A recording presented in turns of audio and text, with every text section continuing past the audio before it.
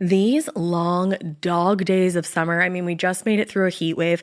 Mama was parched through this heat wave. I was hitting up Dunkin' every single day, and I will continue to probably for the rest of my days, but especially this summer. Dunkin' is helping everyone stay cool this summer with its lineup of refreshers. These drinks are packed with bold, fruity flavors and served ice cold. It's amazing. Dunkin' refreshers are the perfect afternoon pick-me-up. I like to start my morning with them personally, and then sometimes I go back for a second one because I'm just feeling crazy. They come in a variety of delicious flavors, including fan favorites mango pineapple and strawberry dragon fruit. And then for a limited time, there's black cherry and there's pink pineapple. I'm going to tell you something right now, and it's a bold claim, let me tell you, but I stand behind it. Pink pineapple will change your life. It is so good. It has me feeling like I'm sitting in a pool, resort side, just living, honey. It's so yummy. Try your favorite flavor with green tea, sparkling water, lemonade, or Dunkin's all-new limeade. I haven't tried the limeade yet, but I'm going to. Usually I get my drinks made with green tea and occasionally lemonade, but I do really like the green tea. Or if you don't want to build your own, try one of Dunkin's curated refreshers like the Cherry Lime Ricky or the Ultimate Pink Daydream. The Cherry Lime Ricky, scrumptious. I could drink like 3 of these a day. They're so freaking yummy. Head to Dunkin' today and find your favorite refresher. Dunkin' refreshers contain less than 1% fruit juice. Limited time offer. When it comes to online college, Southern New Hampshire University is so good, it's scary. Listen, the facts don't lie. SNHU has degree programs that fit your goals, online classes that fit your life, and real support at every step. And if that wasn't enough, they've got some of the lowest online tuition rates in the U.S. This is an airtight case, you guys. Visit snhu.edu/morbid to get started. That's snhu.edu/morbid. Chilling crime cases are mysterious, but finding coverage shouldn't be. With the State Farm Personal Price Plan, you have options and can personalize your plan to help create an affordable price so you can get back to cracking all of life's bigger cases. Talk to a State Farm agent today to learn how you can choose to bundle and save with the Personal Price Plan. Like a good neighbor, State Farm is there. Head to statefarm.com to get a quote. Prices are based on rating plans that vary by state. Coverage options are selected by the customer. Availability, amount of discounts and savings, and eligibility vary by state. Hey, weirdos, I'm Ash. And I'm Elena. And this is Morbid.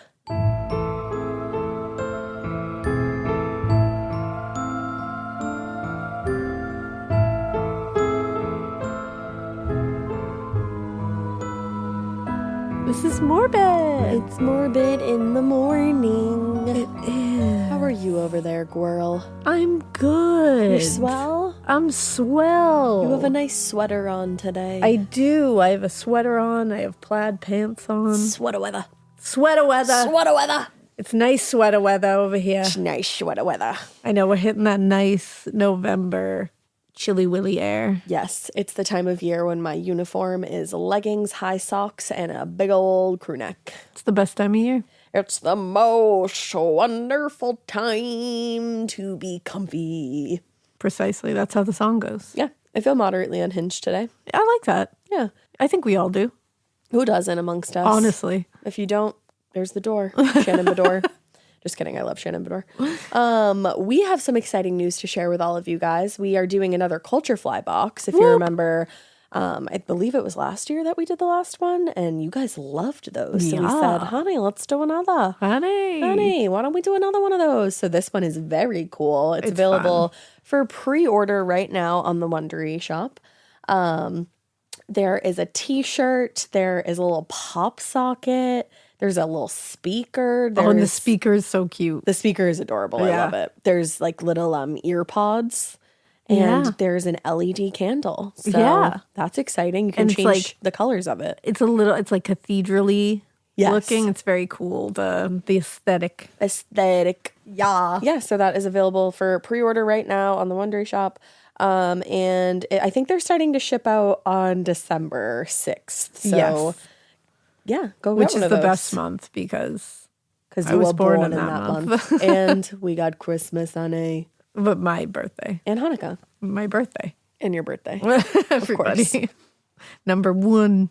number one. Yay. He was number one. You won't get that because you don't watch SpongeBob.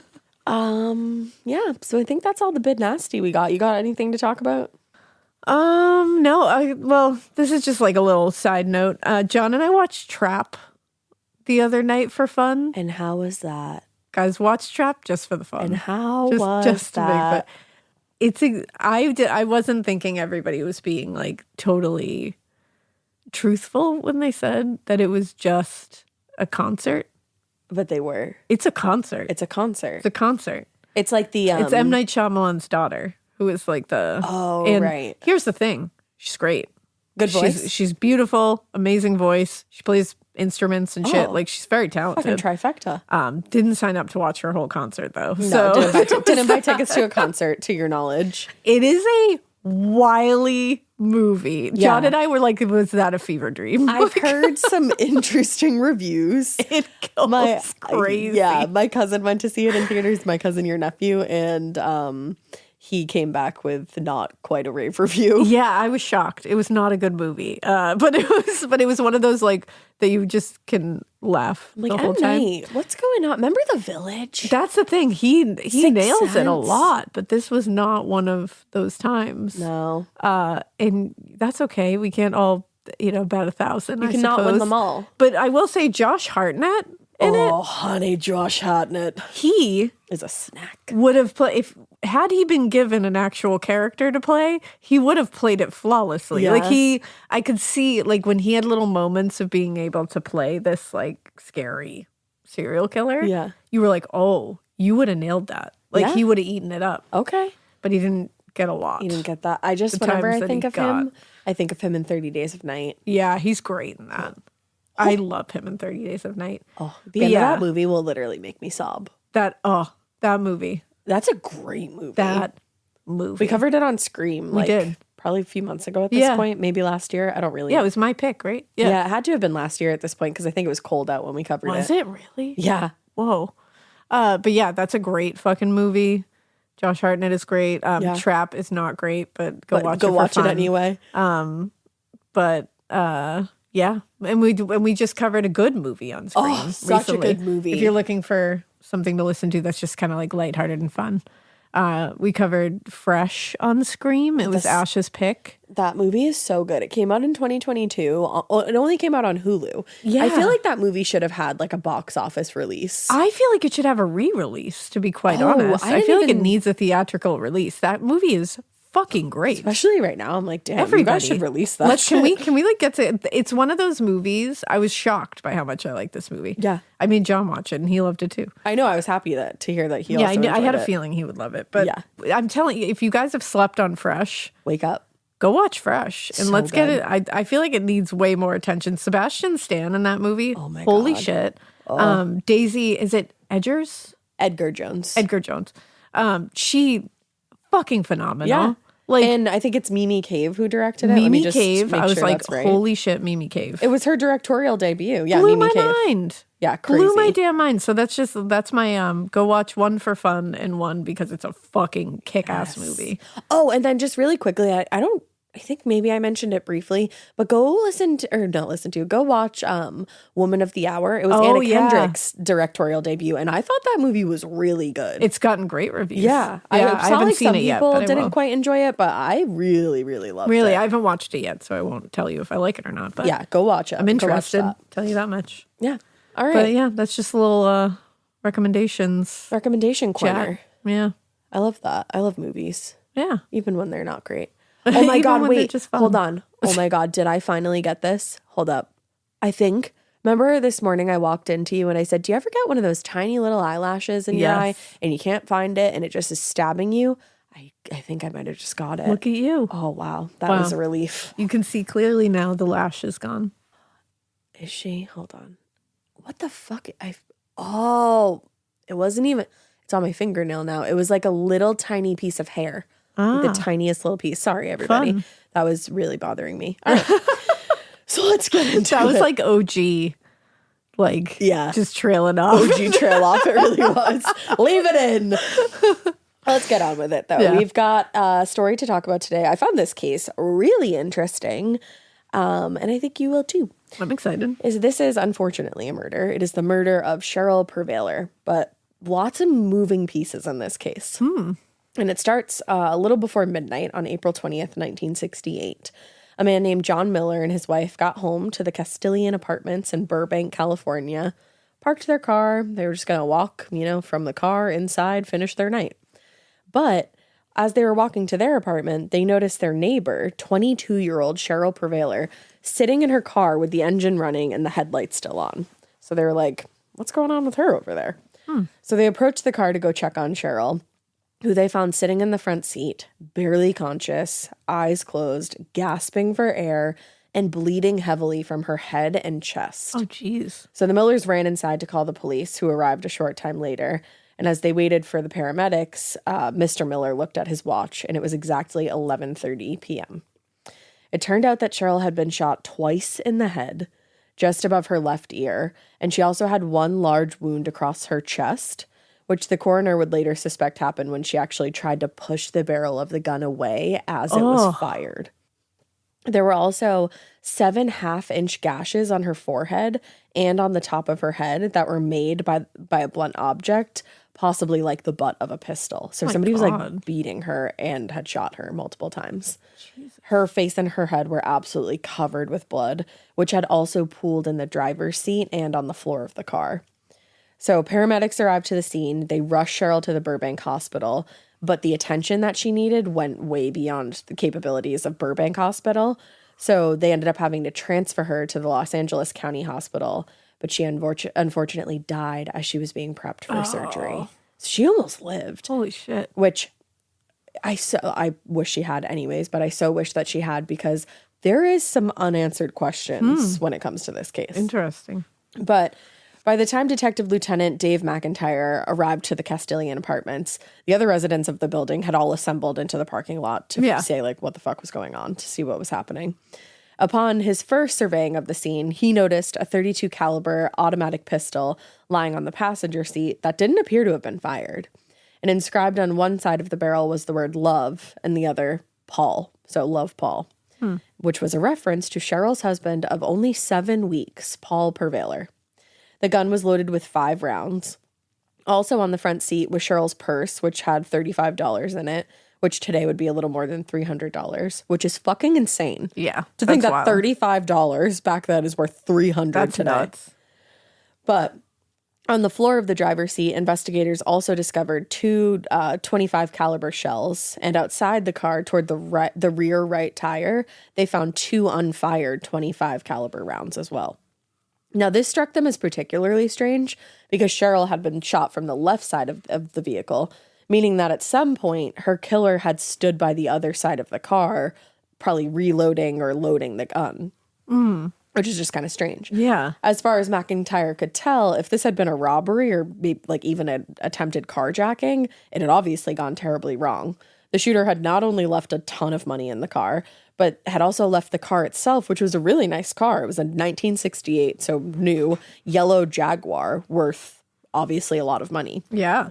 And the other thing was, the attack would have been really violent for an attempted robbery. Like, if the killer was only trying to get away, any one of Cheryl's wounds that she sustained would have given them a sufficient opportunity to dip and, run out of the scene. So McIntyre and several other investigators fanned out across the lot to interview neighbors, and they started with John Miller. And John Miller was part of the couple who had first found her. Mm-hmm. He explained that he and his wife had just got home, walking to their apartment, and they saw Cheryl's car with the engine running, the radio playing, and the lights on. And actually, at first, they didn't think anybody was even in the car. I think they just heard the music and saw that the car was on. And the closer they got, he realized that Cheryl was in the front seat, and he was like, she was sitting in a really strange position. And then he said he could hear a, quote, terrible sound, a low guttural moan. Oh. Because she's like, I'm pretty sure, like choking on her own blood. That's awful. So after calling for help, he ran to another neighbor, Larry, I think it's Beauregard, his apartment, and said, come and help. The girl in 17 has been beaten up real bad. And to his surprise, that neighbor responded by saying, you mean she's been shot? Which is like, I'm sorry, what? What? Why would you assume that? Well, when they questioned the other neighbors, investigators were quite surprised to learn that multiple neighbors heard gunshots, but not one of them called the police. What the fuck? Not one of them. We see this so often, It's though. crazy. Larry Beauregard explained that he'd been in his home, in his living room, a little after 11 p.m. when he heard what he thought was a gunshot. And then a few moments passed and he heard two more. Because remember, she was shot three times. You hear 3 gunshots. Detectives presumed that the first shot caused the wound to Cheryl's chest and the other 2 gunshots were to her head. One of the neighbors looked out his window after hearing the shots as well, and he said what he described as a man of average height and weight, wearing a white hooded sweatshirt, but he never got a look at the person's face. Otherwise, no one had seen anything, and the crime scene was not really offering much up for clues. What the fuck? So they were like, "What? Where do we start here?" What is going on?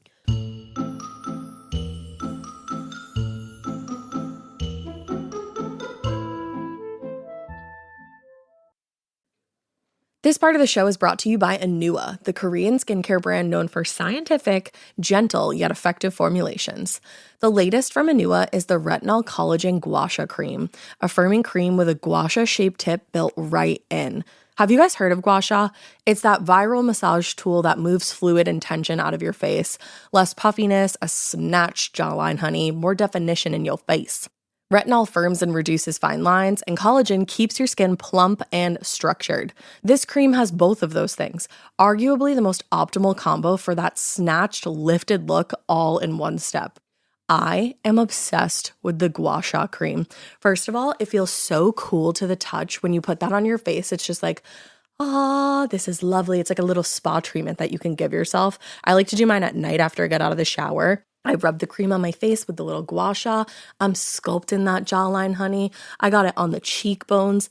And actually, I had a facial the other day, and the lady doing my facial, the professional, she said, "Do you use a gua sha at home?" And I said, "I do." And I said, "How did you know that?" And she said, "I didn't have those little like bumps in my chin or like different areas like that." So she could tell that I was using the gua sha. And I said, "Oh my God." I just feel like I wake up less puffy in the morning when I do it the night before. But you can do it whenever you want to. I, 10 out of 10, recommend this product. The Anua Gua Sha Cream Value Set is available at anua.com, already discounted. Use code MORBID for an extra 10% off. That's ANUA.com, code MORBID. Every good detective needs a partner to support them on important cases. Think of a State Farm agent like your sidekick, there to help you along the way in your search for coverage. State Farm can help you choose the coverage you need, whether it's for your home, car, boat, or even RV.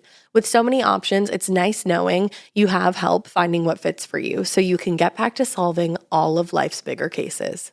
Go to statefarm.com or use the award-winning app to connect with a local agent and get a quote. Like a good neighbor, State Farm is there.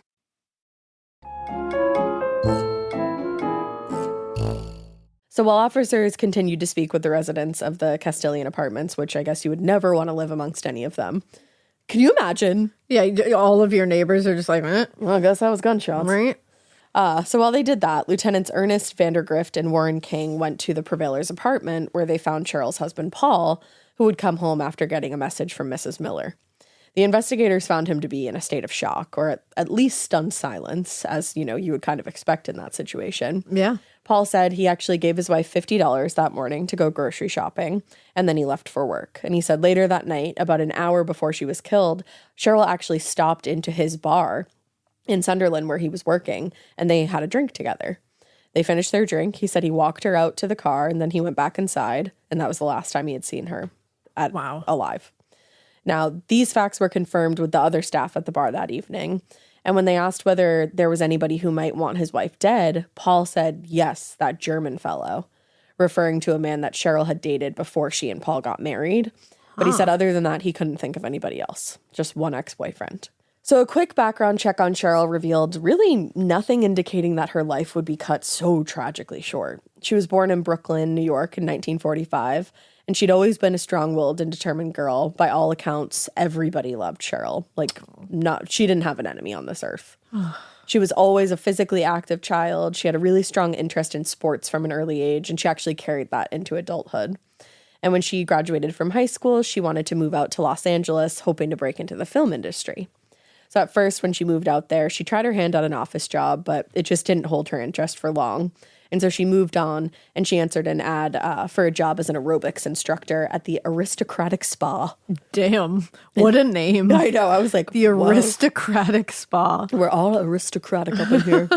So she loved her job at the spa. She was also really, really good at it. She quickly got promoted, first to assistant manager and then manager of another location. And a short time after moving to LA, she ended up meeting Paul, who, like I said, owned 2 bars in the city. He was charming, he was attentive, and it wasn't long before they fell in love, and they actually got married pretty quickly. And then just 7 months later, Cheryl was dead. Damn. So given that nothing appeared to be missing from the car, and Cheryl was still wearing all her expensive jewelry, investigators ruled out robbery pretty much immediately. Yeah. But if it wasn't robbery, then that meant somebody had literally gone to the apartments that night just to kill Cheryl. Yeah, and like she doesn't have any enemies, so what the fuck? Who would that be? And by the look of things, her killer was not a professional. The brutality and the attack implied something personal, and the killer didn't stop until he was pretty certain that she wouldn't live. So as a matter of practice, investigators also ran a simple background check on Paul, and what came back was pretty fucking surprising. Paul had only purchased his 2 bars within the last 2 years. And before that, he had worked for a short time at an insurance industry, selling life insurance, which is interesting. And before that, he actually spent a number of years as an officer with the LAPD. So he was previously one of them. Oh. Yeah. It turned out that just a few years into his tenure with LAPD, Paul was discharged from his position after he helped a friend's roommate obtain an abortion, which was illegal at the time. Yeah. So although he wasn't disciplined for the illegal activity, he was let go from the position because they didn't want any kind of scandal or bad press. So his work history was pretty surprising to detectives, but even more surprising was his involvement in other crimes, serious crimes, including murder. Oh. Yeah. That's a serious crime. One of the most serious, I would say. On December 11th, 1966, the Los Angeles Fire Department responded to a call about a house fire in the neighborhood of El Sereno.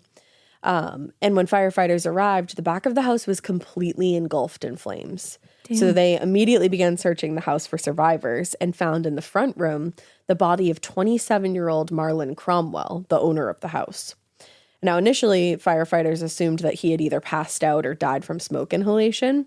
But when they got closer to his body, they discovered that he had actually been shot 3 times in the head and 2 times in the chest. So shot 5 times, and then his house was on fire. Beside the body... Seems suspicious. Seems pretty fucking suspicious. Beside the body, they also discovered a towel with a ring of blood on it, which investigators would later theorize had been used kind of as like an informal silencer. Damn. For the gun, yeah. Holy shit. Now, according to fire officials, there was no reason to believe that his death was a suicide, because you're not going to shoot your own self 5 times. No. And the case was being invested as a homicide, but there was very little evidence at the scene to develop any leads from.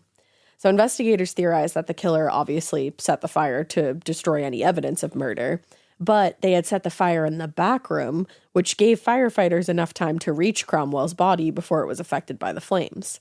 Damn. An autopsy showed that he'd been shot 3 times in the head at close range, killing him. And then it seemed as though the killer must have stood several feet away and fired 2 more rounds into his chest to make sure he was completely expired. This is so chaotic. It is, immediately. Like this, I just realized how many times I've been like, damn. And I'm like, it's just like shocking. But rightfully so. I'm like, the wow. dams are apropos. The dams just keep on coming. But They I'm like, do. wow, it's the only thing I'm like, this is so chaotic. You know what? Like, They're not going to stop coming. So holy shit. just live in a place of dam. You're a beaver now. Yeah. You be beaver. You are beaver. So like Cheryl, everybody who knew Marlon Cromwell insisted he didn't have any enemies in life. Everybody loved him. What the fuck is going on? Yeah, he was just a pretty regular dude. He worked as a stock clerk at a local grocery store, which he'd done since graduating high school. And otherwise, he was a really shy, quiet guy. That's sad. Yeah. At the time of his death, he was married to Christina Cromwell, and they had 1 child together. Oh. But on the day of the fire, Christina and their son were visiting Christina's mother like 150 miles away, luckily. Oh. Yeah. I mean, I'm glad they weren't there. Me obviously. too. So she seemed like an unlikely suspect, but they weren't willing to rule her out entirely because they said, That's crazy. I said, that's Is suspicious. that interesting? Now, there were things about Marlon and Christina's relationship that also struck investigators as particularly odd. For one thing, they had been married for a number of years, but they got divorced and then remarried just a few months before the fire. Oh. Yeah.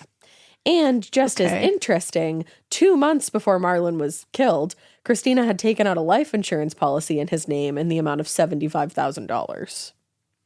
You know? Damn. Damn. Damn. Like, wow. Yeah. Yeah, just damn. Just damn. Wow. Okay. So a quick check of Christina's background revealed that she and Paul Perveler just so happened to have been working together at the same insurance company at the time. Oh, no. Yeah. I see where this is going. Yeah, Paul and Christina's workplace behavior led many of their coworkers to assume that they were carrying on a spicy affair. Oh, no. Then go the fuck away. Yeah, just together. Leave. Just leave. Go away. Run away together. It's shitty, but it's much less shitty than killing people. Because everyone will be fine without you, but just move on. Well, while interviewing those coworkers, detectives learned that not too long ago, Christina had undergone a pretty serious makeover, during which she lost 75 pounds, dyed her hair blonde, got contact lenses, and capped her teeth. So she what the fuck? She went for it. Yeah. It was like a makeover scene in Clueless. Holy shit. Yeah, the remarkable transformation, they insisted, had been quote unquote coached by Paul, who seemed to have quite a lot of control over Christina. Ew. Yeah, Paul's an asshole. Ew. Detectives interviewed asshole Paul, who admitted that he had gone on a few dates with Christina, but he claimed there was really nothing more to their relationship than that. Never really serious. But I'm like, but she capped her teeth for you. And also, like, you guys are married. Yeah. Like, he's just sitting there being like, yeah, we went on a few dates. Yeah. Whoa. Wait, no, they're not married. I thought they were married. Christina and Paul, no. No, I mean married to other people. Yeah. Oh, they're married to other people. That's what I mean. Like, he's sitting there. I'm like, why is this not hitting you the way it's hitting me? I was like, wait, no, they're not married. I thought you thought they were married to each other. Like, they are married to other people, and he is being like, we went on a few dates. Like, that's something you do when you're married to other people. And it's like, no, babe. There's spouses. Hello? The spouses, you can't just go on a date. Like, he's like, it's very much against the rules of being a spouse. Blowing past the whole, like, just, yeah, we went on a few dates, but like, whoa, it wasn't serious. I'm not even worried about if it's serious or not. You went on a date. Yeah. What the fuck? Yeah. Everyone's so cavalier. They really are. Damn. Well, and also, so damn. Damn, I told you are a beaver. So detectives couldn't help feeling that Paul was not telling the entire truth. They were like, too. Interesting. They were like, damn. I said, damn, Paul. So they actually assigned an officer to track Paul and Christina's movements. And 2 days later, when Christina got the first payout from Marlon's insurance, the detail followed them to Las Vegas, where they checked into an expensive hotel together, racked up a very large bill. And in the 6 weeks that followed, Christina received $25,000 from the life insurance company and transferred all of that money to Paul in a series of 7 transfers, even though their relationship wasn't super serious. There's a lot of lying happening here, and bad lying. Yeah. Like, no, lying that's going to get caught. Cheryl is still alive, and guess what, everybody? Paul doesn't even know Cheryl at this point. Paul's married to another woman at this point. Oh my God. Because correct, he is married. Sorry, I should have said that when you brought that point up. I'm shooketh. He is married, but not to Cheryl. Just to another woman. Yeah, we'll get there. So he's been at it for a long time. Oh, Paul stays at it. But yeah, so 7 months later, Paul used that money to purchase his first bar in Burbank, which he named the Grand Dutch. Now, based on their investigation, detectives in the Cromwell case theorized that following her makeover, Christina divorced Marlon and started her relationship with Paul, only to remarry Mr. Cromwell less than a year later in order to arrange for his murder and to cash out on that life insurance policy. Cool. Is it cash out or cash in? I feel like, do both work? I think you can use both. Yeah. I would say both is fine. Thanks. Well, You're unfortunately, all the evidence they had was circumstantial, and there was really no way for them to prove that either Christina or Paul was involved in the death. It just kind of looked like it. Yeah. According to author Ken Hurwitz, it appeared to the district attorney that even though they were the likely ones to commit this murder, it was best to wait and hope that more evidence would arrive. Yeah. And boy, did it. Because remember, it's just best to wait. it's just best to wait. They probably did it, but like, let's wait for more evidence. Yeah. I'm like, yeah, it's like, I guess. okay. Now, after learning of Paul Perveler's connection to the death of Marlon Cromwell, detectives who were investigating Cheryl's death looked for an insurance policy taken out in Cheryl's name, and they found that just a few months before her death, Paul started a policy with a $25,000 payout. Eek. And this policy also had a double indemnity clause, meaning it would pay double in the unlikely event of an accidental death or murder. Oh, no. I feel like insurance companies need to not advertise this and just have it be a happy surprise in the midst of a tragedy. That's what I think. It's like, it's really sad. Everybody's upset. We're going through grief. And, here's a little silver lining. Guess what? You get more. You got the good insurance. But you didn't know that ahead of time. Yes. So we can be sure that you didn't take that into consideration when all this was going on. Exactly. Well, while investigators continued to pursue the insurance angle, 2 detectives paid a visit to Paul's first wife, Layla, hoping to learn what kind of husband Paul had been to her, anything interesting about his past. Oh, come on, Layla. Lay it on us. Had never met Cheryl and actually didn't even know she existed. Oh. When the detectives informed her of her death. And when they told Layla that Cheryl had been killed, she started trembling and, quote, could not get her hands to be steady. She was like freaking out. Oh.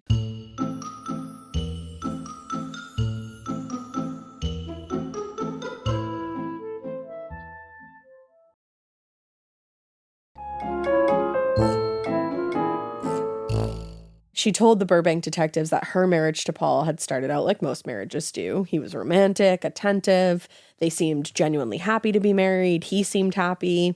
They did have money trouble from the early days. Former girlfriend Morgan St. James said money had always been important to Paul. He wanted things that were far beyond his reach. And according to Layla, it was important to Paul that people see him as successful, which he defined in financial terms. Okay. He even made it a point to inform everybody that everybody he met that his cousin, Stanley Kubrick, was a wildly successful film director, hoping they would associate him with Kubrick's success. I'm sorry. What? Wait. You gotta say it. Damn. What? I told you. I told you this is quite an interesting case. I had no idea Stanley Kubrick was going to make an appearance here. I don't think Stanley Kubrick did either. I didn't know that. Yeah, I don't think he had any intention of making. I think Stanley said, keep me out of this. He said, I'm going to go make an art film. Bye. Yeah. What? Yeah. Wow. Yeah. However, Paul was nothing like his cousin. It doesn't sound like it. No. It doesn't sound like it. In fact, after being fired from the LAPD, he seemed to just move from one scheme to the other, just blowing his and Layla's money along the way. Wow. On like frivolous shit. Shortly after their wedding, that was when Layla noticed a big shift in Paul's personality. She said he became volatile and moody. He would just ignore her. Instead, he would choose to stay up late watching old movies and clean his guns, like instead of interacting with her at all. That's a no for me. Yeah. His indifference to Layla soon turned to anger and violence. And I just want to give a trigger warning for domestic abuse here. This is a pretty rough one. In fact, Layla reacted so physically to the news of Cheryl's death, basically because there were so many occasions where she believed that Paul was actually going to kill. Getting scared is one thing. Getting a thrill is, well, you want more of those in your life. The Genesis GV70 is built to thrill, baby. A thrilling yet elegant design always makes driving the GV70 an exciting adventure. Its powerful athletic stance screams performance and turns heads. Everybody's looking at you, girl, or boy, or whoever. Command the road and experience a class-leading standard 300 horsepower. Oh my God. Plus, discover the different dynamic drive modes for all different terrains. Choose between the different terrain modes for whatever road conditions you may encounter. The Genesis GV70's award-winning technology and performance lets you drive with comfort and drive with confidence all at the same time. It's an exciting SUV with intuitive tech that can make your ride smooth even when the road isn't. And its blind spot cameras allow you to see what's next to you. It's like having eyes on the side of your head. That's pretty iconic. Its performance, by the way, is measured not only in power, but in how it makes you feel confident, sexy. The Genesis GV70. Learn more at genesis.com and feel the GV70. This episode is brought to you by SoFi, the all-in-one finance app where you can bank, borrow, and invest all in one place. Let's talk about bank accounts for a second. The average bank savings rate is 0.39% in interest. You're earning pennies on your savings, and it doesn't have to be that way. But with SoFi's high-yield checkings and savings, the money barely making moves sitting in your savings account can earn over 8 times the national average savings rate with eligible direct deposit. No account or overdraft fees. We love transparency. You can get your paycheck up to 2 days early, plus get up to a $300 welcome bonus when you sign up with eligible direct deposit. Sign up for SoFi checking and savings at SoFi.com/morbid. SoFi checking and savings is offered through SoFi Bank, N.A., member FDIC. Terms apply. Her. Oh, that's awful. Yeah.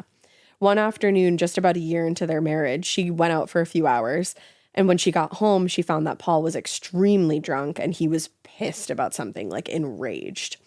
Before she could even open the driver's side door, Paul yanked the door open and was on top of her, punching her in the face over and over and screaming at her, "I'm going to kill you." Whoa. He then dragged her out of the car and started beating her head against the side of the car to the point where she lost consciousness. And he only stopped when he saw another car approaching. She ended up being hospitalized for several days with very, very severe injuries to her head and face. But she declined to press charges because she was afraid of Paul still, obviously. So he never faced any kind of consequences for the assault. Wow. Yeah. That's horrifying. Horrifying. Now, his attack on Layla seemed to come out of absolutely nowhere, but it was just the beginning of a series of events that caused her to be absolutely terrified of her husband. A month or so after the attack in the car, Layla suffered 2 serious hit and runs, like one after the other, that left her really badly injured, but luckily still alive. In one of the incidents, she recalled the driver stopping after he hit her car and looking at her in the rearview mirror, but she could only see his eyes, so she couldn't identify him. What the fuck? Now, despite not seeing the driver either time, she believed the hit-and-run incidents had definitely been orchestrated by Paul in an effort to get rid of her. And in each case, there was also an insurance policy that paid out $5,000 after each incident, so they got $10,000.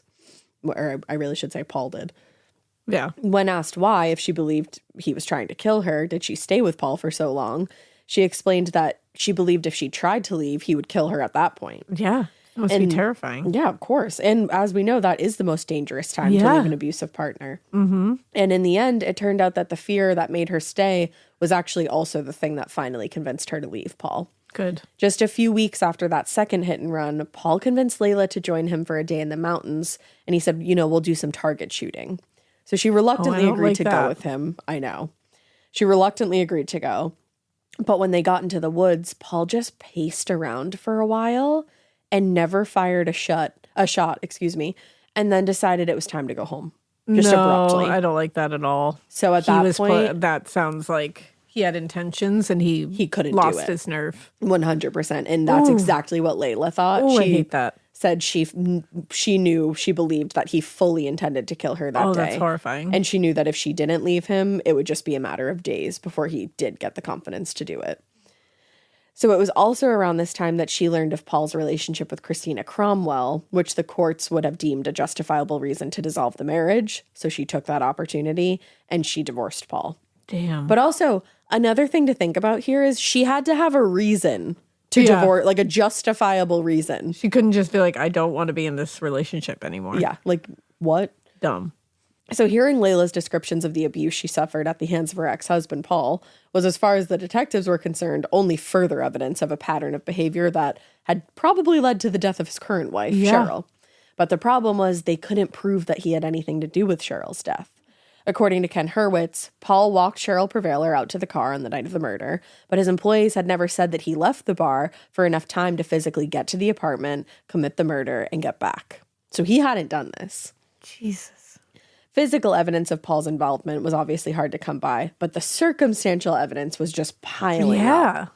10 days after Cheryl's murder, investigators sat down with Paul's coworker, and pretty much the closest thing he had to a friend, a guy named Alan Halverson.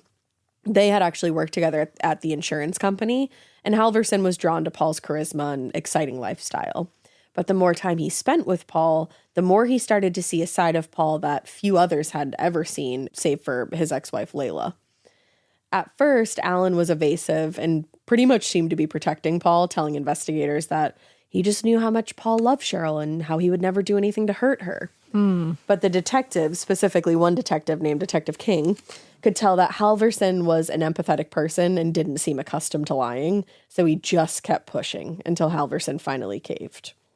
After taking a deep breath, he looked at the detectives and said he was afraid of Paul after everything he had seen and heard. Oh, man. According to him, Paul wasn't just involved in the attempted murders of Layla, but also several local robberies and the death of Marlon Cromwell. And he knew this all for fact. Holy shit.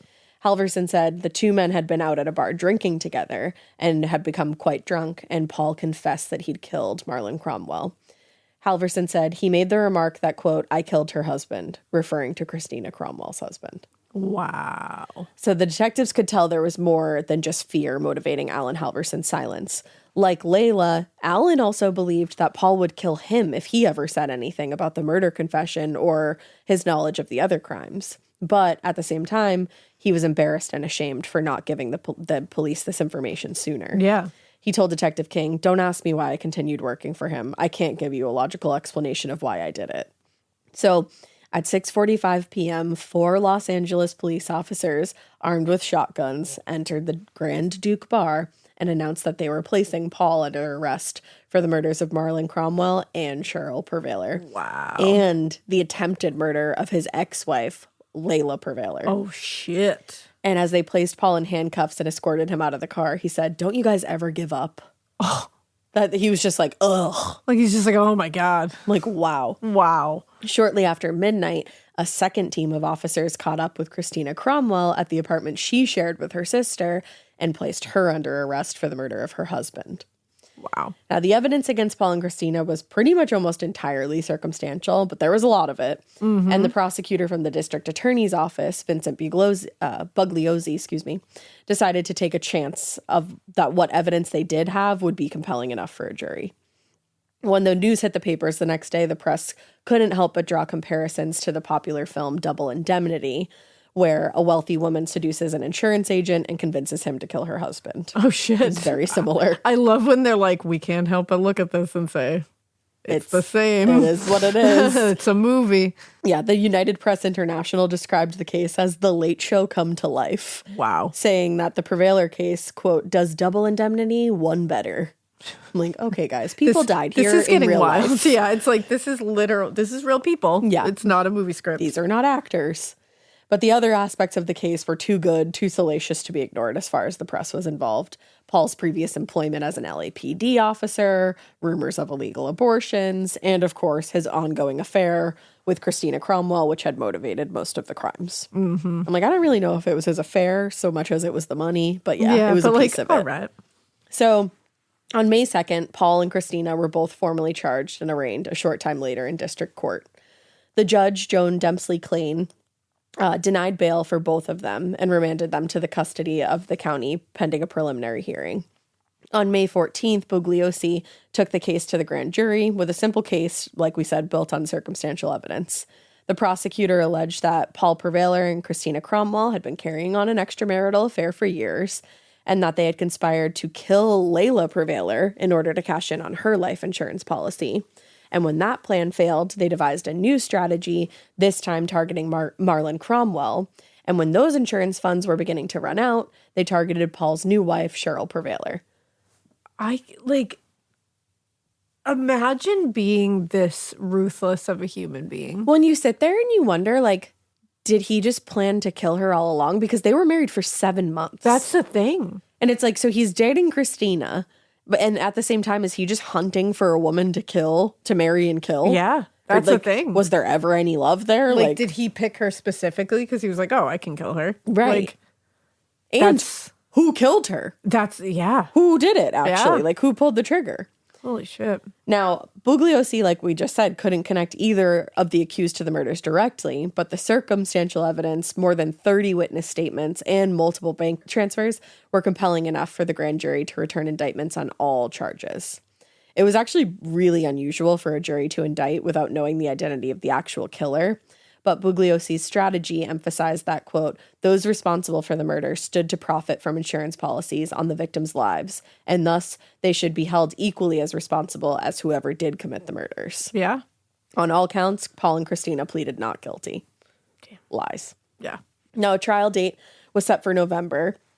And in the meantime, lawyers for Paul and Christina started petitioning the court to have the trial separated, arguing that it would be prejudicial for Christina to be tried with Paul, quote, because the greater number of counts against him. Superior Judge Pierce Young listened to both sides, but ultimately denied that motion to sever the trials. He said, nope. He locked those two in as co-defendants. And to make matters worse for them, after Judge Young's decision, the prosecutor's office announced that they'd be seeking the death penalty. I mean, honestly, and again, we've gone, if you've listened to this, you know our stances on the whole thing. Yeah, we're gray. Like, super gray, but I lean more towards being against it. If there's a case where it makes sense that they're going for it, this makes sense. Like, I can see why they were going for it here. Yeah, same. So Paul and Christina's trial began on November 18th, 1968, which is weird because today is November 19th. Which is the very next day, but we were actually originally slated to record this yesterday. That is weird, and that happens a lot. That's the thing. It's something that happens so often.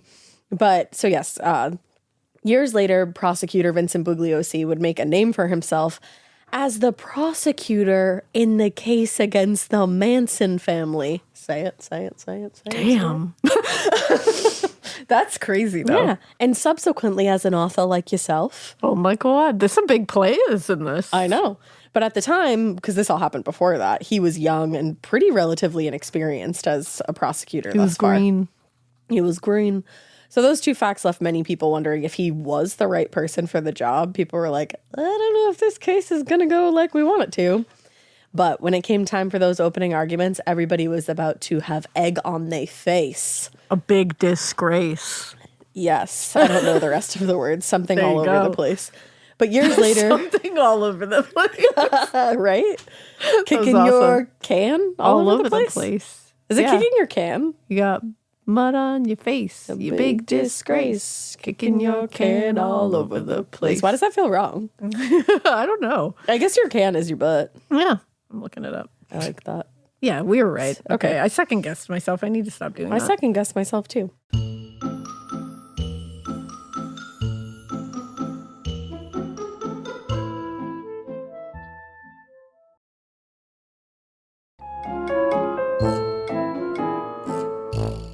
Well, years later, Bugliosi himself would write, I sometimes waive an opening statement, feeling that it takes the edge off my witness's testimony when the jury has already heard the story from me. But in this case, he understood that the timeline was long and pretty complicated. The evidence was not always explicit in its importance, and the killer was still unknown. So he decided to take some time to clarify these finer points of the case and told the jury that the deaths of Marlon Cromwell and Cheryl Perveler had, quote, all the earmarks of planned executions. He continued saying, we intend to prove by very strong circumstantial evidence that Paul Perveler was responsible for the murder of his wife, Cheryl. Emphasizing the word responsible to mean it was him who set things in motion, not necessarily pulled the trigger. Yes. But he is responsible here. Interesting. So lawyers for the defense, on the other hand, they actually chose to waive their opening statements, which I didn't know was an option.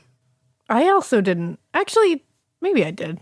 Yeah, I feel like it's not something that really pops up in our cases. Yeah, I think I knew that it was a thing. It really doesn't pop up in our cases a lot. Yeah, I can't even think of one, to be honest. But with more than 100 witnesses called and a large amount of complicated evidence, the trial dragged on for almost 3 months. So during this time, most of the public's attention was focused on Paul and Christina's behavior in the courtroom, which many people found to be in poor taste. Paul's former girlfriend, Morgan St. James, said Paul was flirting and winking with the court reporter, and Christina showed up in a miniskirt. What? Yeah, not really either things you want to be doing while you're on trial for murder. Probably not. But despite the distractions, Bugliosi stayed mostly focused on what evidence he could show to the jury to convince them of Paul's guilt. He wasn't able to prove Paul pulled the trigger in either case, obviously, but he was able to show the bank transfers that happened shortly after each murder occurred and the policy started paying out. Oh. And it was the timing of the murders and the transfers more than...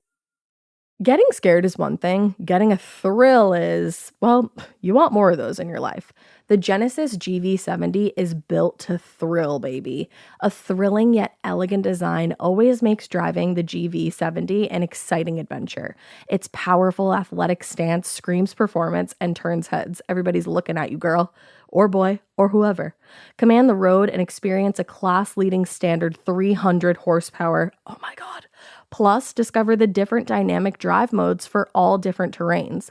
Choose between the different terrain modes for whatever road conditions you may encounter. The Genesis GV70's award-winning technology and performance lets you drive with comfort and drive with confidence all at the same time. It's an exciting SUV with intuitive tech that can make your ride smooth even when the road isn't. And its blind spot cameras allow you to see what's next to you. It's like having eyes on the side of your head. That's pretty iconic. Its performance, by the way, is measured not only in power, but in how it makes you feel confident, sexy. The Genesis GV70. Learn more at genesis.com and feel the GV70. This episode is brought to you by SoFi, the all-in-one finance app where you can bank, borrow, and invest all in one place. Let's talk about bank accounts for a second. The average bank savings rate is 0.39% in interest. You're earning pennies on your savings, and it doesn't have to be that way. But with SoFi's high-yield checkings and savings, the money barely making moves sitting in your savings account can earn over 8 times the national average savings rate with eligible direct deposit. No account or overdraft fees. We love transparency. You can get your paycheck up to 2 days early, plus get up to a $300 welcome bonus when you sign up with eligible direct deposit. Sign up for SoFi checking and savings at SoFi.com/morbid. SoFi checking and savings is offered through SoFi Bank NA, member FDIC. Terms apply. Anything else that really seemed to get through to the jury? Because that's hard to argue. It is. Like, you It got definitely numbers is. in front of you. Yeah. But regardless of who actually committed the murders, the quick transfer of funds, 7 in total, was, according to Bugliosi, evidence that neither murder would have occurred without Paul's orchestration. Exactly. Now, if his strategy was focused and simple, intended to make sense to anybody on the jury, the defense had different ideas about how they should proceed. Rather than attempt to, refute the prosecution's evidence and witness statements or anything like that, lawyers for Paul and Christina attempted to place blame on each other because they each had their own set of lawyers. Ah, there it is. I was waiting for that. Yeah.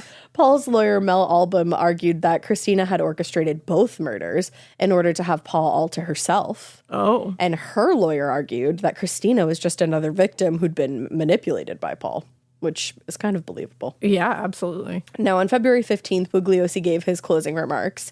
He summarized the case for the jury as just a simple matter of murder for profit, and criticized the defense for, quote, throwing up a smokescreen around the facts of the case in order to escape into the darkness of reasonable doubt, which is poetic Yeah. and correct. Escape into the darkness. Yeah, I love it. If you listen to the rewatcher, it made me immediately think of Into the Darkness. Into the darkness. Go listen to the rewatcher. Go listen to that show. It's great. Mel Album, meanwhile, tried to place blame on the prosecution's main witness. You might remember one, Alan Halverson. Oh, I do. And he argued that it was actually Halverson who had killed Cheryl. Oh. Not true. But Wow. after closing statements were given, the jury retired for deliberation. On February 18th, after 3 days of deliberation, they returned to announce that they found Paul Perveler guilty on 2 counts of first-degree murder. Wow. And guilty on 1 count of attempted murder. Wow. Yeah, so they found him guilty across the board. Damn. And they found Christina Cromwell guilty of 1 count of first-degree murder as well. Vincent Bugliosi's case had been very complicated, as we know, very circumstantial, but in the end, he was able to convince that jury that each defendant had played essential roles in the deaths of their spouses, even if they didn't do the killing themselves. That's very, very interesting. Yeah, and as a green prosecutor at the time. That's the thing. Like, that's very fascinating. And I mean, he must have been very persuasive. Oh, yeah. With such a circumstantial case. Yep. To be for beyond a reasonable doubt. I think those damn. We should just name this episode Damn. I think those transfers really spoke for themselves, and the fact that there are 2 deaths here, and there's 2 some very time specific between them, deaths, too. very specific, and those transfers align so perfectly. Yeah. Like in conjunction to that timeline. You know what I mean? Mm-hmm.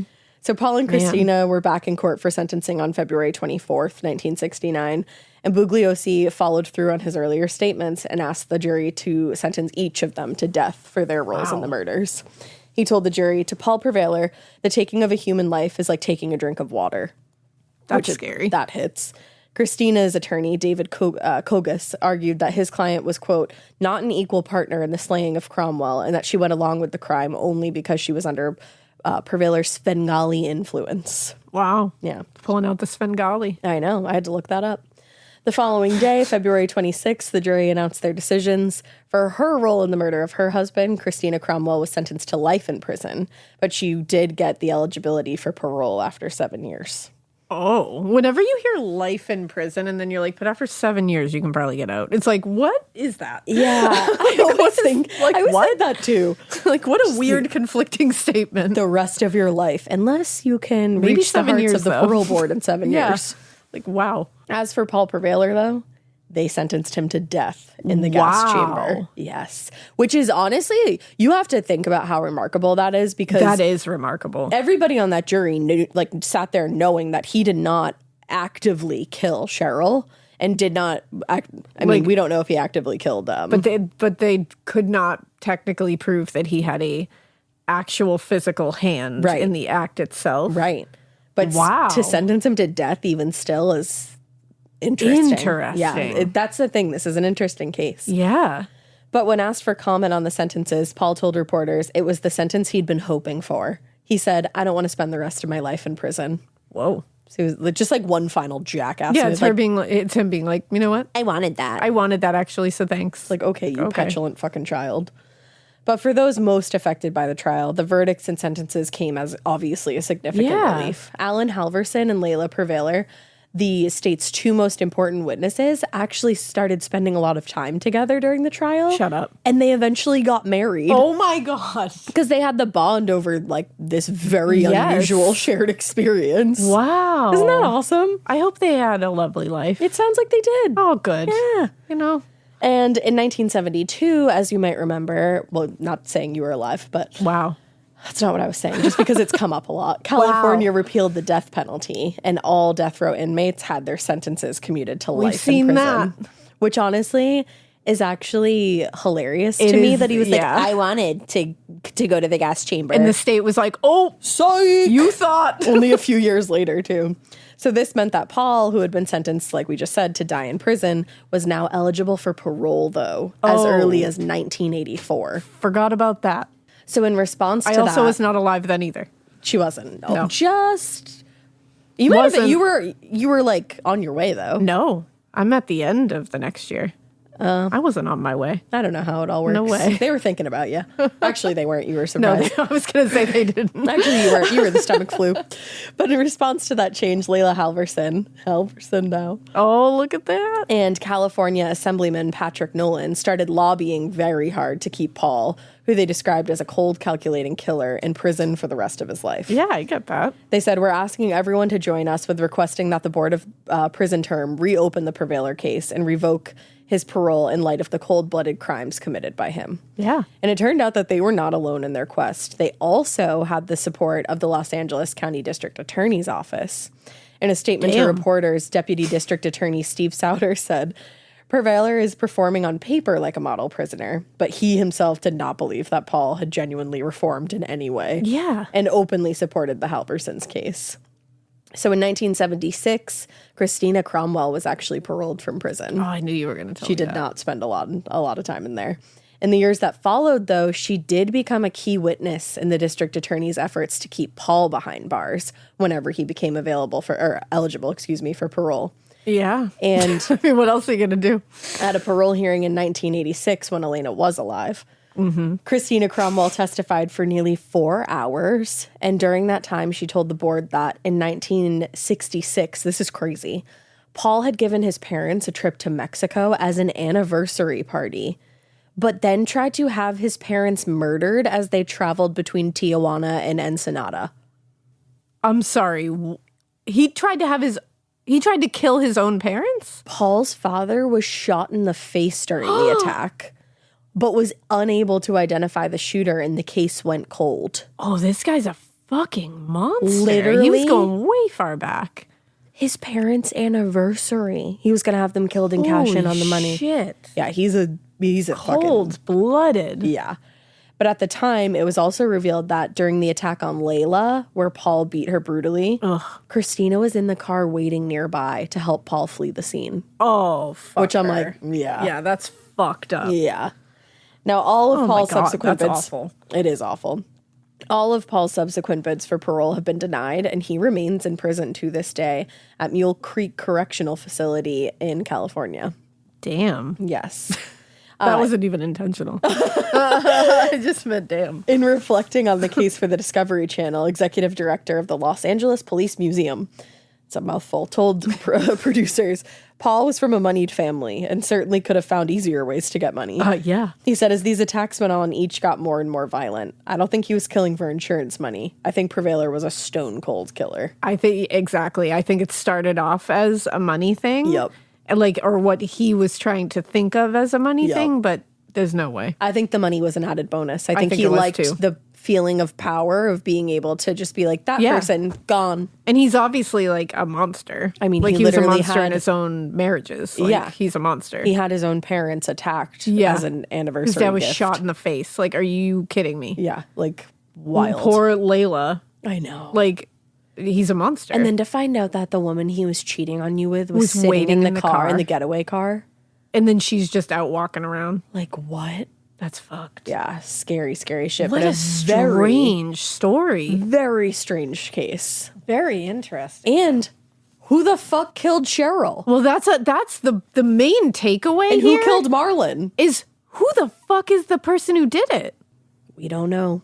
They escaped into the darkness, literally. Wow. Which is honestly like the scariest shit I've ever heard. Very haunting. Yeah.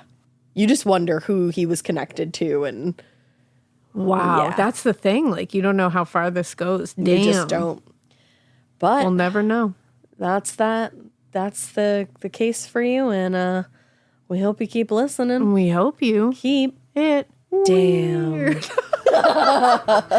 Damn. but not so weird that all you can say is damn. But I've been there too, so keep it that way. I can't help it.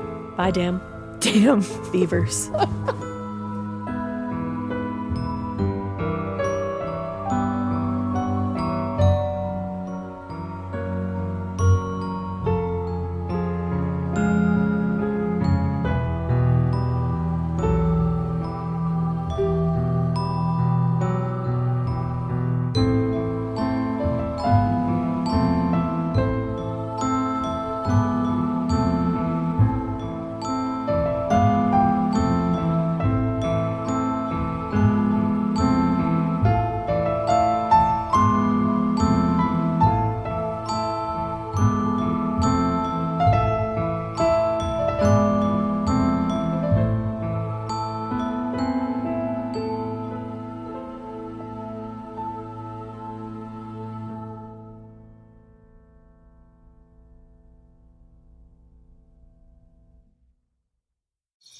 Traditional home security only alerts you after a break-in, and that's too late. Simply Safe is changing that. Stop. This is Simply Safe. Police are on the way.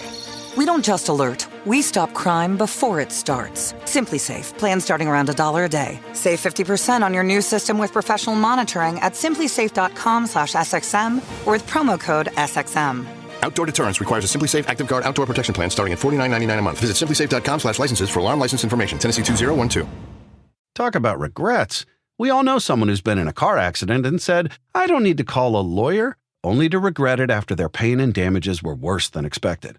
When someone hurts you, you deserve to be compensated fairly. Morgan & Morgan is America's largest injury law firm, fighting for the people for over 35 years.